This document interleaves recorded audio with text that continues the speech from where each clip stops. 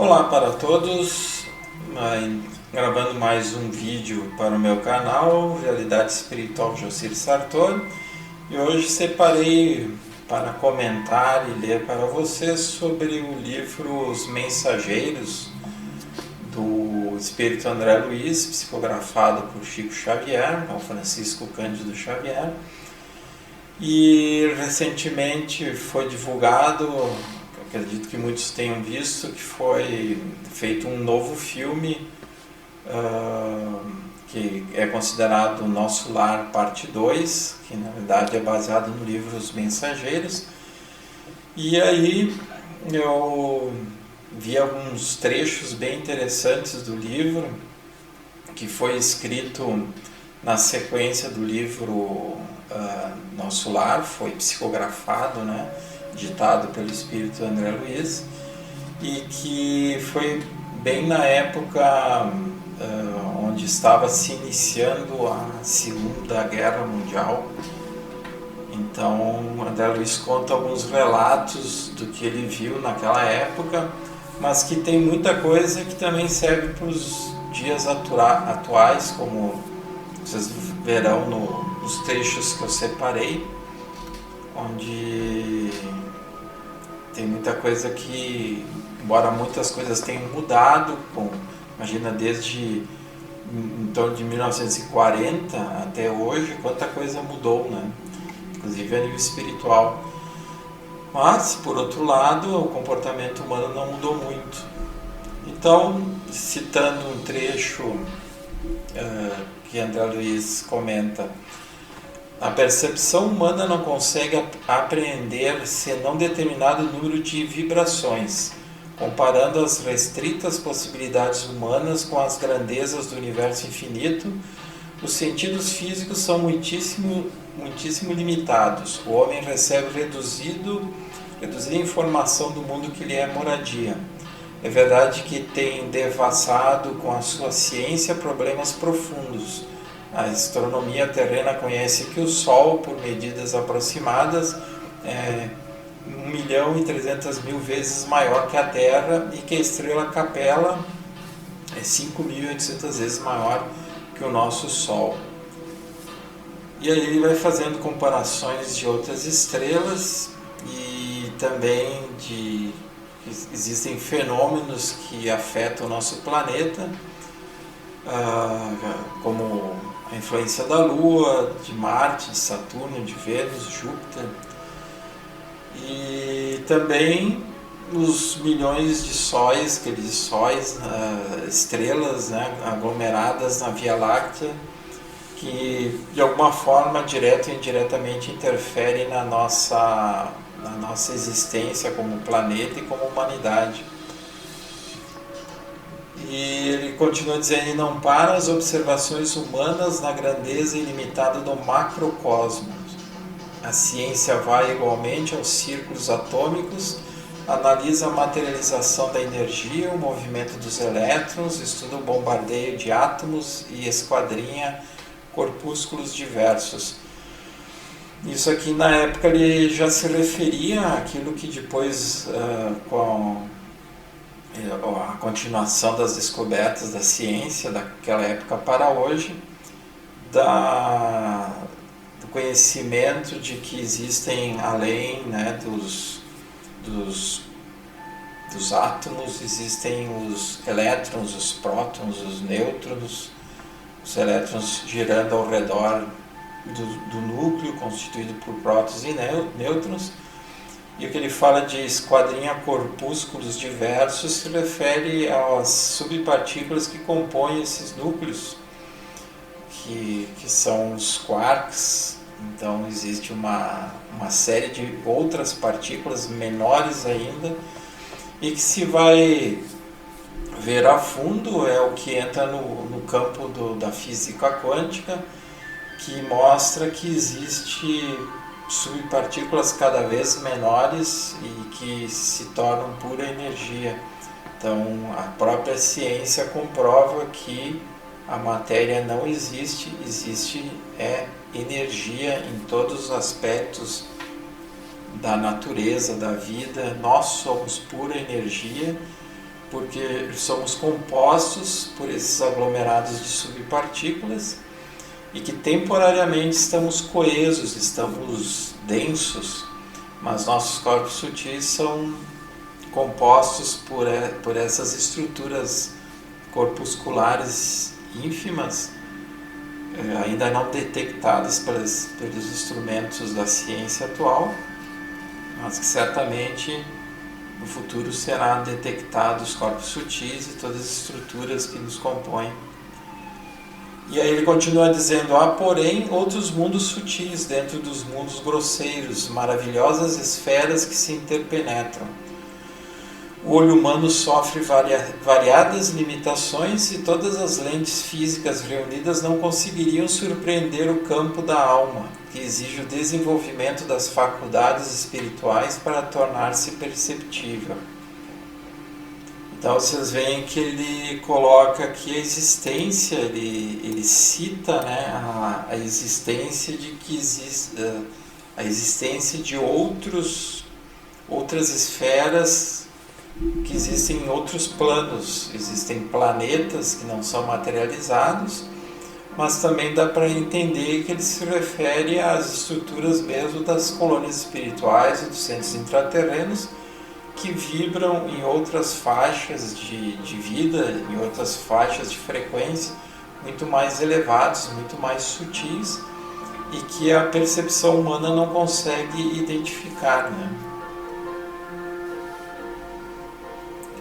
E aqui ele continua então: somente ao homem de sentidos espirituais desenvolvidos é possível revelar alguns pormenores das paisagens sob nossos olhos. A maioria das criaturas ligadas à crosta não entende estas verdades, senão após perderem os laços físicos mais grosseiros. É da lei que não devemos ver senão o que possamos observar com proveito. Então, fica evidente aí, né, que a maioria da humanidade, justamente por estar fixado apenas no mundo material e nos sentidos físicos, não percebem todo esse universo amplo de energias sutis, energias que vão além da percepção física, e que uma análise básica já prova isso, né? Porque se nós formos analisar que a gente não consegue ver o ar que se respira, não se consegue ver o oxigênio que se respira, então só por aí uma coisa tão básica já vê quanto a percepção física é limitada, é grosseira, né? E em outro trecho do livro Os Mensageiros, ele descreve a questão que na época estava para se formar ou se tornar a manifestação da Segunda Guerra Mundial pela humanidade encarnada. Naquela época ainda existiam, obviamente, as zonas inferiores. E ele diz assim: a humanidade parece preferir, isso seria a orientação de um amigo maior, de uma hierarquia que estava orientando ele e outros, orientando o André Luiz e outros amigos que estavam aprendendo com ele no nível espiritual, na colônia espiritual. Então ele diz: a humanidade parece preferir a condição de eterna criança, faz e desfaz os patrimônios da civilização como se brincasse com bonecas. Nossos amigos suportam pesados fardos de serviço para que as tormentas magnéticas invisíveis ao olhar humano não disseminem vibrações mortíferas a se traduzirem pela dilatação de penúrias da guerra e por epidemias sem conta. Ele se refere aqui aos trabalhadores, né? Os trabalhadores das colônias espirituais, e eu incluiria também dos centros intraterrenos, que já naquela época ficavam atuando para minimizar essas vibrações, como ele coloca, mortíferas, essas coisas que são geradas pela maldade, pelo medo, pela raiva, que os encarnados geram e que naquela época ainda se somava com as zonas inferiores espirituais que existiam ainda no planeta. Então, as colônias espirituais da Europa, se referindo justamente à guerra, e que interessante, né, nos dias atuais existindo essas guerras lá na Europa, né, e também no Oriente Médio, mais em destaque. Ele também colocava as colônias espirituais da Europa, mormente as de nosso nível, estão sofrendo amargamente para atenderem às necessidades gerais. Já começamos a receber grandes massas de desencarnados em consequência dos bombardeios. Nosso lar, se referindo à colônia espiritual, pela missão que lhe cabe, ainda não pode imaginar todo o esforço que o conflito mundial vem exigindo da nossa colaboração nas esferas mais baixas. Os postos de socorro de várias colônias ligadas a nós estão superlotados de europeus desencarnados violentamente. É claro que naquela época foi uma abrangência muito maior, muito mais desagradável, muito mais densa, né? Mas a gente pode fazer uma análise como eu disse antes, com as guerras que estão acontecendo, onde esses desencarnes devido às guerras, somados aos desencarnes comuns que acontecem no mundo inteiro, por acidentes, por doenças, por outras violências, né? Realmente faz com que as colônias espirituais dos centros intraterrenos fiquem abarrotadas de funções de trabalho. E é lógico, eles dão conta, né? Naquela época ainda existia uma certa limitação, embora eles também dessem conta de atender a todos esses seres que desencarnavam ou que sofriam mesmo encarnados, né?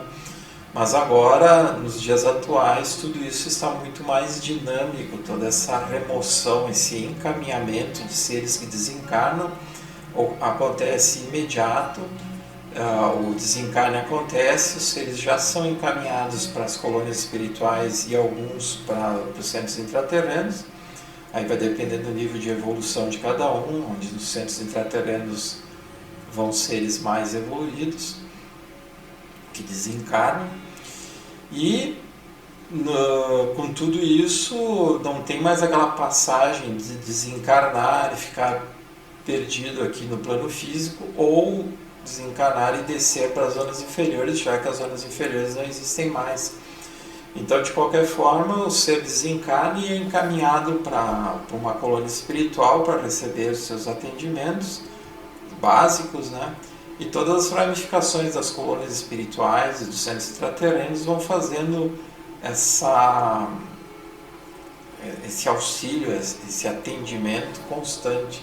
Então, como vocês podem ver, nunca nada para, o plano maior está sempre em trabalho constante, né? E aqui ele continua citando, né, a questão da humanidade atual. O erro de uma nação influirá em todas, como o gemido de um homem perturbaria o contentamento de milhões. A neutralidade é um mito, o insulamento uma ficção do orgulho político. A humanidade terrestre é uma família de Deus, como bilhões de outras famílias planetárias no universo infinito. Aqui se refere à existência de vida em outros planetas também, fica bem evidente, né? Em vão a guerra desfechará desencarnações em massa. Esses mesmos mortos, entre aspas, mortos, né, pesarão na economia espiritual da Terra. Isso quer dizer que as guerras geram karmas coletivos que terminam pesando sobre a energia e o futuro do planeta, né? Enquanto o planeta está nessa fase de desenvolvimento, de sutilização. A guerra, continuando, ele diz assim: a guerra fascina a mentalidade de todos os povos, inclusive de grande número de núcleos das esferas invisíveis. Quem não empunha as armas destruidoras dificilmente se afastará do verbo destruidor, no campo da palavra ou da ideia. Mas todos nós pagaremos tributos. É da lei divina que nos entendamos e nos amemos uns aos outros. Todos sofreremos os resultados do esquecimento da lei, das leis maiores, mas cada um será responsabilizado de perto pela cota de discórdia que haja trazido à família mundial. Então aqui vocês veem a importância que existe de como nós nos posicionamos, né, diante do que acontece no dia a dia, ainda mais nessa época que a transição planetária está muito mais aguda. Então, todo o tipo de posicionamento que a gente tem a nível mental e emocional termina emanando uma energia que vai se somando à energia de outras tantas pessoas. Então, se nós mantivermos pensamentos e sentimentos de harmonia, vai se somar a tantos outros que também geram esses pensamentos de harmonia e sentimentos. Agora, o contrário também, né? E aí vai se somando, se forem pensamentos de desarmonia, de ódios, de sentimentos de vingança, vai se somando ao coletivo de outros tantos. E aí isso se torna a nível mundial uma grande massa de energia pesada, negativa, que os amigos maiores sempre têm que transmutar, sempre têm que transformar isso para que a coisa não fique insuportável aqui no nível do plano físico. Senão realmente nós não aguentaríamos tanta densidade. E aí ele também continua dizendo: avançados núcleos de espiritualidade superior dos planetas vizinhos, olha que interessante, uma informação passada lá em 1940 e pouco, falando da vida que existe em planetas vizinhos e a influência sobre a Terra benéfica, né? Então, avançados núcleos de espiritualidade superior dos planetas vizinhos, desde as primeiras declarações desta guerra, que se referia à Segunda Guerra Mundial, determinaram providências de máxima vigilância nas fronteiras vibratórias mantidas conosco. Ensinam-nos os vizinhos beneméritos que devemos suportar nos próprios ombros toda a produção de mal que levarmos a efeito. Somos, finalmente, a casa grande obrigada a lavar a roupa suja nas próprias dependências. Então vocês veem que o ser terráqueo, nós encarnados aqui na Terra, temos a responsabilidade sobre o que cada um pensa, o que cada um fala, o que cada um sente. E aí o plano maior, nos dias atuais, está interferindo, inclusive vindo de outros planetas, ajuda muito grande de grandes seres para auxiliar a humanidade nessa transição. Mas claro que o compromisso, a responsabilidade é nossa, é de nós encarnados aqui, sobre aquilo que a gente gera, aquilo que a gente faz. Então esses amigos maiores de outros planetas não vão nos isentar da nossa responsabilidade, eles vão nos ajudar aqueles que estão voltados para um bem maior, aqueles que querem evoluir realmente, eles vão ajudar a passar por essa fase de transição, essa fase de sutilização do planeta, mas eles não vão caminhar por nós e nem fazer aquilo que nós temos que fazer como seres responsáveis. E aí ele também cita que nossas obras estão reduzidas quase a simples recapitulações que fracassam sempre.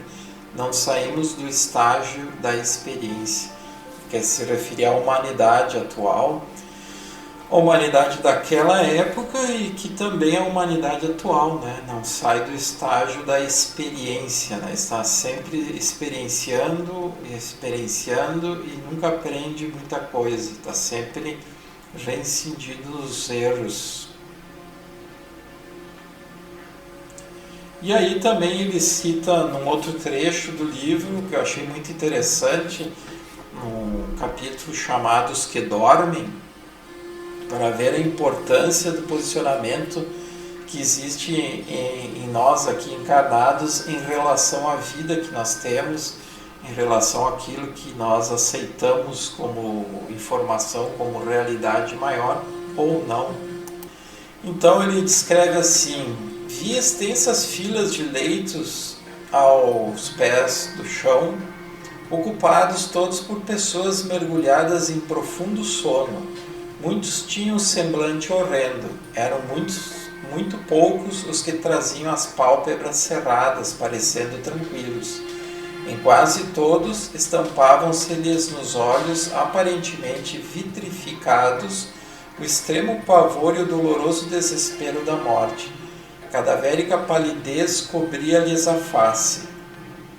Recordando a literatura antiga, pensei nos velhos túmulos egípcios. Isso é o André Luiz que fala, né? Tínhamos diante de nós centenas de múmias perfeitas, raríssimos, pareciam dormir um sono natural. Então o que ele descreve aqui, né? A situação de muitos que desencarnam e que são recolhidos, e naquela época já era assim, né?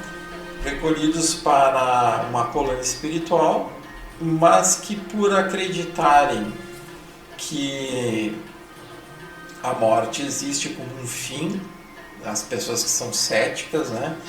Que simplesmente acreditam que depois da morte física não tem mais nada, são esses seres que ficam por um certo período, às vezes mais longo de tempo, após o desencarne físico, nas enfermarias das colônias espirituais, e com a ajuda dos amigos maiores, dos entes queridos que já desencarnaram antes, vão ajudando esses seres a recobrarem a consciência e se darem de conta de que perderam apenas o corpo físico e que estão numa continuidade de vida no plano físico, no plano sutil, uma colônia espiritual, sendo ajudados nesse momento de recuperação. Então não adianta a pessoa simplesmente ficar numa posição de ceticismo, achar que a vida material terminou tudo, que não há continuidade, porque essas pessoas toparão, sejam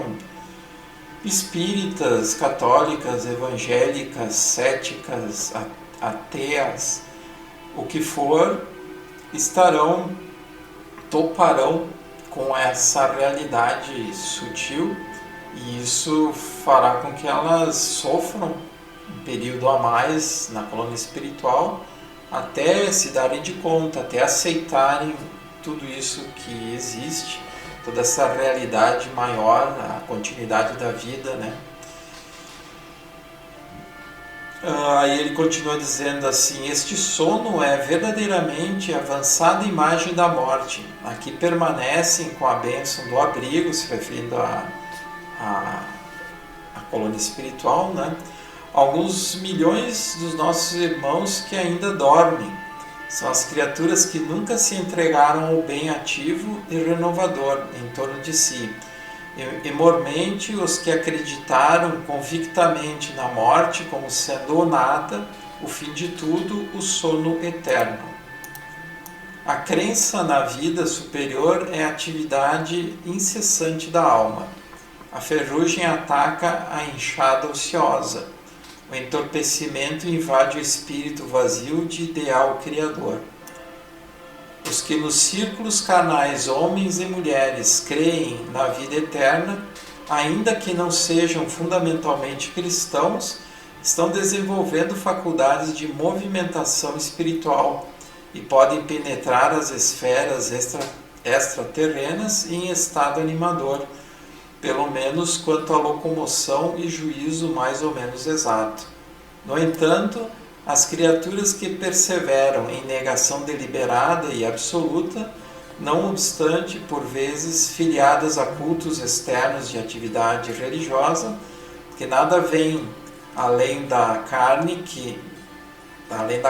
nem desejam qualquer conhecimento espiritual, são verdadeiramente infelizes. Muitos penetram nossas regiões de serviço como embriões de vida na câmara da natureza sempre divina. Um amigo nosso costuma designá-los por fetos da espiritualidade, Entretanto, ao meu ver, seriam felizes se estivessem nessa condição inicial. Temos a certeza, porém, de que muitos se negam ao contato da fé, fé no sentido de acreditar numa força superior e acreditar também na continuidade da vida, né? Aqui é o que ele se referia. Absolutamente por indiferença criminosa aos desígnios do Eterno Pai. Dormem porque estão magnetizados pelas próprias concepções negativistas. Permanecem paralíticos porque prefeririam a rigidez ao entendimento.